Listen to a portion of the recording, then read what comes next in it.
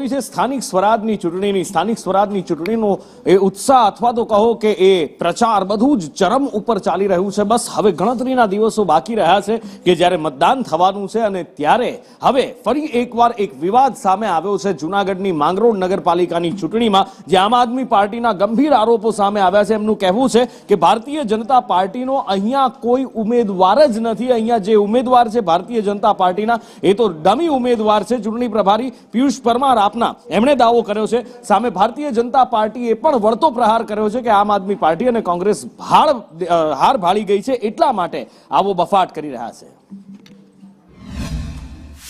ભારતીય જનતા પાર્ટીની માંગરોળની ટોપ લીડરશિપ મારા સંપર્કમાં છે અને એમને અમને ટેકો પણ જાહેર કર્યો છે. ગુપ્તખાને ટેકો આપ્યો છે, નામ ન આપવાની શરતે ટેકો આપ્યો છે.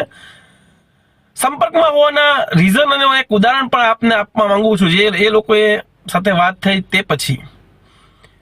કુલ માંગરોળની 36 બેઠકો છે 9 વોર્ડની, તેમાં માત્ર 24 બેઠકો પર ભારતીય જનતા પાર્ટીના ઉમેદવારો ખડા રાખ્યા છે. મારા કહેવાથી જ 12 જગ્યાએ ભારતીય જનતા પાર્ટીના ઉમેદવારો ઊભા નથી રાખ્યા. એટલા માટે ખાસ માંગરોળની જનતાને મારી વિનંતી છે, માંગરોળની ટોપ લીડરશિપ નથી ઈચ્છી રહ્યું કે ભારતીય જનતા પાર્ટી જીતે. એટલે વોર્ડ નંબર 2 અને વોર્ડ નંબર 3માં તમામ ઉમેદવારોને જીતાવવા માટે ભારતીય જનતા પાર્ટીની ટોપ લીડરશિપ ગુપ્તખાને મદદ કરી રહી છે. પિયુષ પરમાર એવું કહી રહ્યા છે કે ભારતીય જનતા પાર્ટીએ 24 ઉમેદવારો ઉતાર્યા છે અને 12 ઉમેદવારો મારા કહેવાથી નથી ઉતાર્યા.